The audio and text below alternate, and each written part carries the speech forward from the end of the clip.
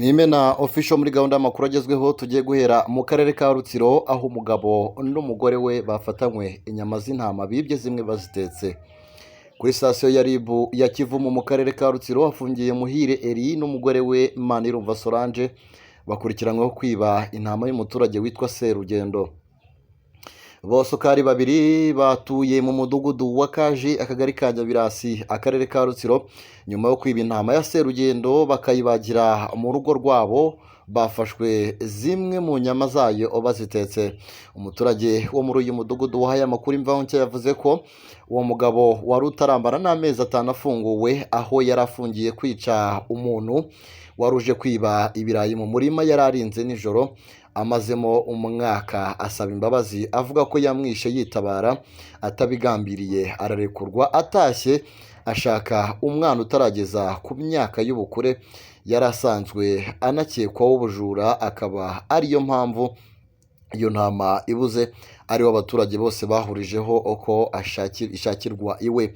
Ati iki cyemezo kikimara gufatwa abaturage, abayobozi n'abashinzwe umutekano bagiyeyo baramukinguza, akinguye bamusangana inyama mbisi basanga n'izindi umugore yari atetse we n'umugore we, bemera bataruhanyije ko ari z'iyo ntama aribo bayibye bakayibaga, aribwo bahitaga bashyikirizwa sitasiyo ya RIB ya Kavumu. Umunyamabanga nshingwabikorwa w'umurenge wa Nyabirasi Migabo Mpirwa yavuze ko uyu mugabo batazamworohera kuko akomeje kwishora mu byaha by'uruhererekane. Ati icyo twakoze ni ukumushyikiriza RIB sitasiyo ya Kivumu hamwe n'uwo mugore we, tuza no gusanga uwo mugore watujuje imyaka y'ubukure, kiba ikindi cyaha ataramara amezi 5 afunguwe ku cyaha cyo kwica umuntu yarafungiwe.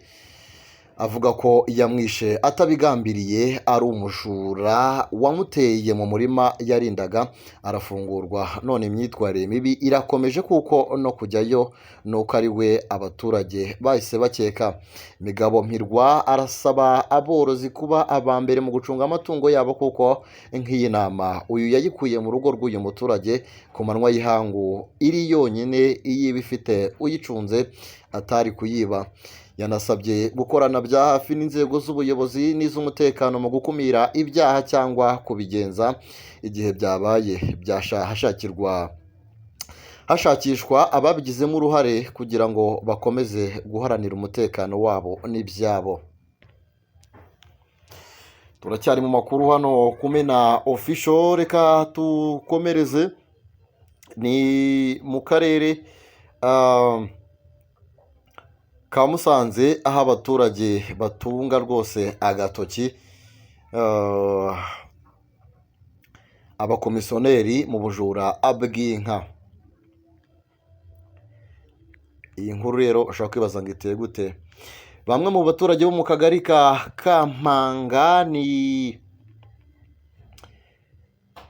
mu murenge wa Kinigi akarere ka Musanze bavuga ko babangamiwe n'ubujura bukorerwa inka zabo, gusa ngo bagakeka bamwe mu bakomisiyoneri ngo kuko aribo baba bazi aho izo nka ziri ndetse n'ubuzima bwazo. Wahawe izina rya Nzigira Egide wo mu mudugudu wa Kamakara akagari ka Mpanga yagize ati hano ubujura bw'inka bwatangiye mu kwezi kwa 10 2024, abajura batwiba inka ntituryama. Kuri ubu rero twaje gusanga ababigiramo uruhare ari bamwe mu bakomisiyoneri kuko nta kuntu inka zapfa kumenyekana kugeza ubwo umuntu ava Ngororero akagera mu kiraro cyo muri Musanze Kinigi. Rwose ubu bujura inzego bireba zidufashe iki kibazo gikemuke. Mukandengo Alice wahinduriwe amazina yavuze ko hari bamwe mu bakomisiyoneri bagambanira inka zabo ndetse ngo batanze amakuru no mu mudugudu. Yagize ati birazwi ko abakomisiyoneri aribo bigira nyoni nyinshi kuko ari nabo twebwe twivugiye mu nteko y'abaturage kandi ntabwo koko tubashira amakenga. None se umuntu duherutse gufata wo mu karere ka Ngororero hano ubwo yarizanye gusa hari uwo dukeka bahimbye Kabira ariko yitwa Mwambutsa Jean Marie Vianney wo muri uyu mudugudu nawe ari mu bo abaturage bakekaho icyo cyaha.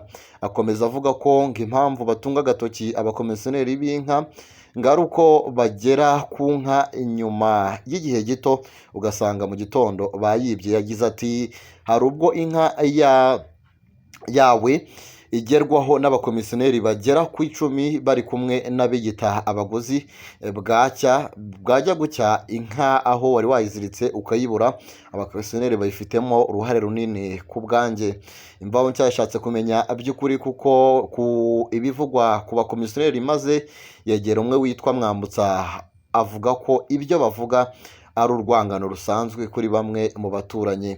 Agize ati nibyo koko hano inka ziribwa, ariko njye ntabwo nashobora kwiba inka, gusa ubwo iyo nyibonye ndayiranga, ushoboye akagura, ariko njye nk'umuntu ukoresha amaboko yanjye no ku myaka yanjye ntabwo nashorera inka ngo nyikure mu kiraro nyibe. Ibyo ni bya bindi nyine bya munyangire.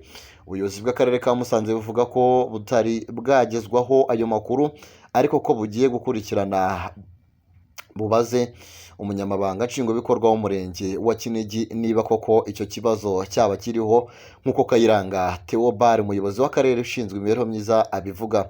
Yagize ati iki kibazo ntabwo twari twakibonera raporo, urumva nkanjye nakubwira amakuru mfitiye gihamya, gusa tugiye kubikurikirana turebe ko niba ari byo. Gusa icyo nasaba abo baturage bafashijwemo n'ubuyobozi bwabo bashyiraho amarondo kandi bagakomeza guhangana